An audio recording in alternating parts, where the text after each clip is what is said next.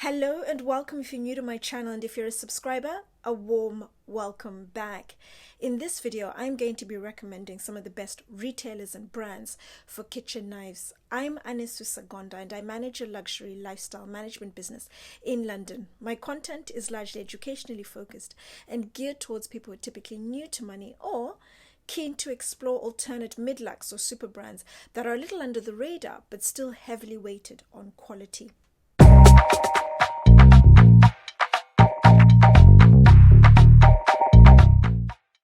Kitchen knives at the top end of the market are made using one of two production methods. They're either forged or they're stamped. With forged knives, they essentially take a sheet of steel and they hammer and heat it repeatedly until they've produced a product that's very hard and has a super sharp blade. With your stamped knives, they take a sheet of steel and they either cut out or stamp out a knife. The knife in turn is lighter, it's lower cost and lower quality in comparison to the forged knives. But in this video, and with knives at the top end of the market, it's typically your forged. Your forged knives are the very best, and they're the only ones I'm going to be focused on. The brands, more so the everyday knives, do have your forged and your stamped knives, but my recommendation will always be for your forged knives. Looking specifically at the top end of the market, it's very much like the mafia. Two countries dominate the space. There's the Germans and the Japanese. And the difference between the two countries and the types of knives they produce is the steel that's used and also the use of the knife. I'm going to kick off with the German knives. German knives are your easy to use, everyday, robust knives. The top end of the market is dominated by two brands, Wüsthof and Zwilling. They've been around for over 200 years and they produce their knives from high carbon stainless steel and they're full tang. All the brands I'll be recommending are full tang, and full tang is where it's one solid piece of steel. The blade and the handle are all in one. With your cheaper brands, you find the two are separate, so the blade and the handle, and then after over a period of time, with wear and tear, the blade will typically fall off, but this is something that won't happen with your brands at the top end of the market. And then looking specifically at Wüsthof, Wüsthof has a number of ranges, and I'll be recommending three ranges. Their most popular, the classic icon, and also their top range icon. The difference between the three, the blades are all identical, is the handle. The first two have ergonomic handles, so your classic and classic icon. And then the icon has a beautiful wooden handle made out of ebony. Looking at Zwilling, the difference aesthetically, performance exactly the same, is their handles are just a little chunkier. A number of ranges as well, and I'll be recommending their Pro range. Zwilling, you'll find, is incredibly popular in Asia. It pretty much dominates that Asian market. But in terms of difference between Wüsthof and Zwilling, I personally use Wüsthof, but the difference is marginal. There's what's called the Rockwell scale of hardness. It measures the hardness of the steel. The harder the steel is, the sharper it's going to be. And Wüsthof comes up at 58 and Zwilling 57. So it's a difference of one.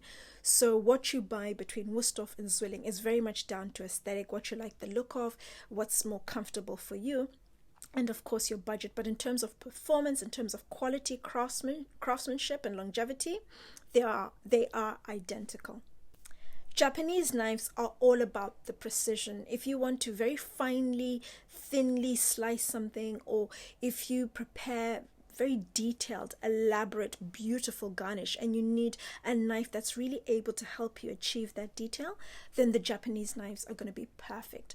They're made from Damascus steel, multiple layers of Damascus steel that are forged together. But that Damascus steel, even though it's hard and produces a very sharp blade, it's incredibly delicate. You literally have to just drop that blade and it'll break. Or if you cut something hard with it, a bone for example, it potentially will chip. The Damascus is just, it's inflexible. It doesn't bend. So be warned, it's a very delicate knife. Two brands I'd like to recommend. There is Kai and there's Miyabi. Kai, three ranges. Kai Shun, Premier and Nagari. The first two, your Shun and Premier, are 32 layers of Damascus steel, and the Nagari is 72 layers of Damascus steel. So the more layers, the harder that knife is, and in turn, the sharper it's going to be. The second brand I'd like to recommend is Miyabi, as I mentioned. Miyabi is owned by Zwilling, and there are two ranges I'd like to recommend. 5000 FCD, 49 layers of Damascus steel. So it's comparable to Kai. And then the second is the 5000 MCD, my top recommendation from them, 101 layers of Damascus steel. So it's going to be super sharp. It's hard and going to be super sharp. In terms of the Rockwell scale, your Kai knives are around 60. You have the 5000 FCD at about 61, and then you have the 5000 MCD at 63. So it's harder and it's sharper, the sharpest of all the knives that I've mentioned. So something for you to bear in mind. When you compare German knives and Japanese in terms of just the cutting action, with German knives, you find you place the knife on whatever it is you're cutting and it just glides beautifully through, very easily, minimal effort, and it glides through. Whereas with the Japanese knives, because they're that much sharper, you find that the cutting action is very fast and very smooth. And I've had clients complain that they've cut themselves without even realizing, because that action is very fast and it's very smooth. It's very easy to cut yourself, and to cut yourself quite deeply without realizing, just because of how sharp that blade is. So it's just something for you to always be conscious of in the background. But in terms of quality, Kai and Miyabi, two excellent brands for you to consider if you are after specifically Japanese knives. But what I always recommend is having a mix of both, particularly if you want a Japanese knife, or if you're a private chef, or you're somebody who's incredibly passionate about cooking and you want really nice equipment in the kitchen, then a mix. So your everyday knives, your German knives, and then one or two of your Japanese knives for the precision work. I ummed and ahed as to how and if I should even mention this brand, considering it would contradict what I was saying about the kitchen knife market being dominated by the Germans and the Japanese. But it would have been remiss of me not to mention them, considering the interest, the global interest that this brand has generated. It's a British brand called Blenheim Forge, located in southeast London in Peckham. Their workshop is just under a railroad bridge, and it's run and owned by three very young, incredibly passionate men who literally stumbled across this bladesmith career. And they've gone on to produce very, very high quality knives that are Japanese inspired in terms of production method. And they use Japanese blue paper steel and produce all hand forged knives, either very small batches, so 10 to 20 knives, and then once they're sold out, that's it, or your custom orders. And you have the option to customize the handle and provide them with your own material, or they can provide something for you depending on what you like, but it's entirely customizable, the whole knife. They retail from about £160 and go right up to £700, £800, £900 depending on what you're getting. But I think there's no bigger endorsement than when some of the most high-profile chefs are openly endorsing and using your product. A couple of years ago, Gordon Ramsay commissioned an order to the tune of £30,000 of knives from Blenheim Forge that he displays in one of his restaurants in Mayfair, the Lucky Cat. And other chefs have endorsed the product. You have James Martin, Francis Moorman, you also have Mark Hicks. The only place I know where you can physically buy them, apart from the workshop, of course, is Barra Kitchen. They from time to time stock the odd piece, but I don't know anywhere else in London. If you do know, do let me know in the comments down below. But in terms of a product that competes neck and neck with your Japanese, and if you want to support a local business and you still want the high level in terms of the quality, the craftsmanship, and then the service, which is exemplary, then look no further than Blenheim Forge.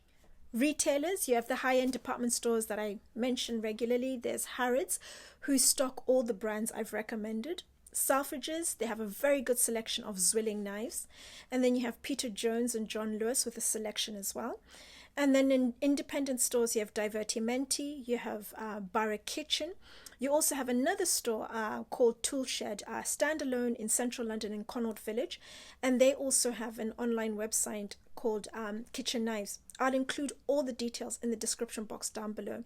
Toolshed's amazing in terms of stocking knives physically, but also a sharpening service. With your everyday German knives, I would always recommend sharpening them professionally at least once a year, but it depends entirely on your usage. So it could be 2-3 times a year, but they don't hold their edge for as long and definitely need a really good sharpen possibly once a year. Japanese knives, once a year is more than enough. Again, it depends on usage, once a year, possibly every 18 months. But Toolshed offers a fantastic sharpening service. You can either mail your knives or drop them off, depending on what you prefer. Online, a couple of very good retailers I'd like to recommend. You have My Chef Knives and Knives for Chefs. So you are spoiled for choice in terms of online retailers and physical stores. As I mentioned before, I'll include all the details in the description box down below. Looking at prices, Wüsthof and Zwilling, as I mentioned earlier, the difference between them is marginal, and you'll notice the same when it comes to prices. Zwilling prices are just a fraction cheaper than Wüsthof when you compare like for like in terms of the knives. When you look at Wüsthof, your classic range peeling knife is typically £50. The chef knife, depending on the size, is going to be about £100, and then the classic icon range 120, 30, 40, and then the icon around the £200 mark, a little less, a little more, depending of course on the size. I always recommend a block of knives, as I did with my client. I'll attach the video above, where I was sourcing various items for his kitchen. The block had about 7 or 8 knives in it, and it's the knives that you use on a day-to-day basis. So your peeling knife, paring, a slicing, you have a carving knife, a bread knife, a honing steel, and you also have a carving fork. I always recommend a honing blade with your knives. It's not for sharpening, but it's merely to realign the blade after every usage with the rest of the knife. So it's something I highly recommend. Gordon Ramsay always recommends 3 knives as a starting pack. So if you don't want a block, possibly 3 knives, and then you build on from there depending on your needs. So that starting selection that he suggested has a paring knife, a chef's knife, and also a bread knife. The other thing for you to consider is always buy the right knife for whatever you're cutting. Wüsthof, for example, has hundreds of knives, so always get the right one. If you use the wrong knife for something, you potentially will dull or damage that blade, and in turn affect the performance and also the longevity of your knife. Looking at your Japanese knives, your Kai, Shun, and Premier are between 100 and 200 pounds, depending on the size of the knife. But your Kai Shun is more around the 100, 150, and then your Kai Shun is about 200, and then the Nagari is 250 through to about 300, a little over, depending, of course, on the size and the type of knife. Looking at Miyabi knives, whether it's 5,000 FCD or MCD, they're going to be between 300 to 400 pounds. You're paying for the beautiful handles that they do, as well as the quality of the blade. The Miyabi knives, in particular the 500 MCD, make for beautiful presents. They have the beautiful birchwood handles, but they're quite light, so they do get dirty very quickly. But those are the prices for Wüsthof, Zwilling, through to Kai and Miyabi. Depending on your needs, they're competitively priced. For what you're getting, they're very well priced. The board you use plays a very big part in maintaining the sharpness of your blade and not dulling it. I don't recommend using your hard boards, so whether it's marble, it's glass, or hard plastic. That repeatedly driving the knife into a hard surface will bend and warp the blade on a microscopic level, and that will in turn affect the sharpness and the longevity, the quality of that knife. What I highly recommend is your natural wood boards or your bamboo boards. Kai and Zwilling have fantastic boards. They sell alongside their knives, so you need to have good boards with those knives. The two go together. And then 2 other American brands I'd like to highly recommend. Brands I use. There is Boss Block. They do fantastic, very heavy wooden boards, which you just keep on your kitchen counter and possibly slide over to the sink, but they're pretty much stationary because of the weight. They will not dull your blade. They're fantastic for those knives. And the other brand I'd like to recommend is called Epicurean, also an American brand. And what I like about them is they do a number of small brands, small ranges, and the 2 ranges I like. I like their carving board, and it has the juice grows, which I absolutely appreciate, but it also has the crisscross lines in it. And what I like about those lines is whatever you cut, whether it's meat or vegetables, whatever it is, it doesn't slide on the board. And the other range I'd like to recommend is just a very simple, everyday black board with the juice grooves, which I really like, because they have different sizes. You can take them across to the pot and juice doesn't slip off. It just goes comfortably around the groove, and then you can tip it into the pot. So Boss Block and Epicurean, it's absolutely important, it's vital that you get good boards with your knives. That way you work well. They enhance the quality and the usage and the efficiency of your knives. Maintenance of the knives: never wash them in the dishwasher. You can dull the blade. Your delicate Japanese knives can hit against something in the dishwasher and they break. I always recommend warm soapy water and then dry them immediately afterwards. Don't leave them to air dry, and store them either on a magnetic strip or in the block that they come in. The other option is your custom knives from Blenheim Forge, for example. Your more expensive chef's knives tend to come in pouches, so once they're washed and dried, in the little pouch, and that's more than enough. A solid selection of brands from your market leaders, the Germans, the Japanese, and of course the cat amongst the pigeons, Blenheim Forge, a thoroughly deserving recommendation. If you need any other information, as always, let me know in the comments down below. But otherwise, thank you for watching, and remember to share, like and subscribe. Take care.